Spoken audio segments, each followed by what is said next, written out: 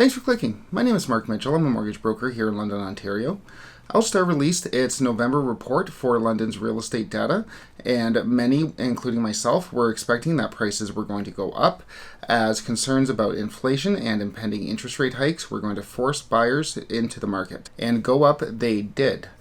So what I want to do today is go over the report released by LSTAR, comparing it to the October report to see how much the prices have gone up and how much more of a competitive market it has become. And then we're going to go over what to look for next, as there's going to be some key developments this month coming out of the Bank of Canada and coming out from Statistics Canada, which should give us an idea whether or not this competitive market is going to continue based off the interest rates. We do have more real estate data coming out from the Canadian market, and as well as those updates that I just spoke about. So if you want to get those updates, make sure you click like and subscribe. But for now, let's get into the numbers.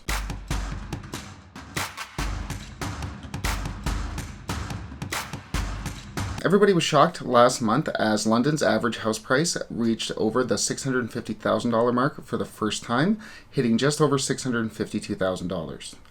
November proved even more competitive as the average price hit $671,690. So month over month, we had a $20,000 increase, putting our average home price at over $670,000, unheard of in London. Price surges continued in the median house price. That's where half as many houses sold were over this price and half as many were sold below this price. In October, that price was $621,000, and we saw it rise up in November to $637,500. So last month, it was a big deal that the average price was over $650,000, and now we even see that median price approaching that $650,000 mark. And I think when you look at the sales to list price ratio, we're going to see why we had those big price increases, as it looks like more and more offers are going in over ask in the London area. So when we look at the sales to list price ratio, that measures the amount that a house actually sells for versus what it listed for. So if a house sells for $105,000 and it was listed at $100,000, sales to list price ratio would be 105. When we look at the October data, we can see a sales to list price ratio of 110.1, but when we move over to November, we can see that that ratio had gone up to 112.5. So not only are the prices going up, the average price and the median price, but more offers are going in over asking price and obviously are being accepted over asking price. Median days on market, again, that's half as many houses are on the market for longer and half as many are on the market for shorter. The median days on market was 7. So within a week of properties going onto the market, they were sold, and they were sold over ask, and they were sold for more money than they were in October. These developments were really largely anticipated, as with the inflation rate going up and up, the Bank of Canada has announced that we're going to be seeing interest rate hikes as early as April.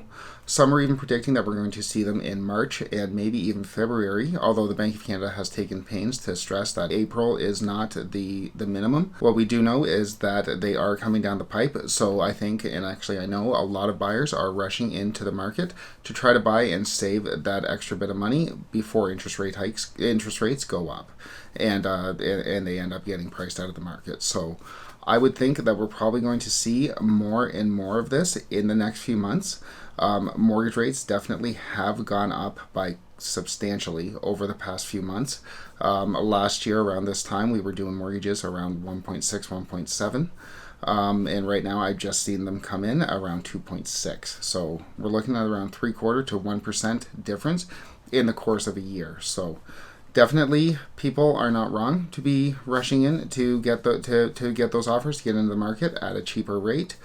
But we're definitely seeing the effects here in London. We're seeing that our prices go up and up and up, even more than we had before. And I think it's more than anyone could have imagined, really, in this London town. Two big developments are going to be coming out in December. The first one is our inflation rate, which is supposed to come out on December 15th. The Bank of Canada has predicted that it's going to be 5%.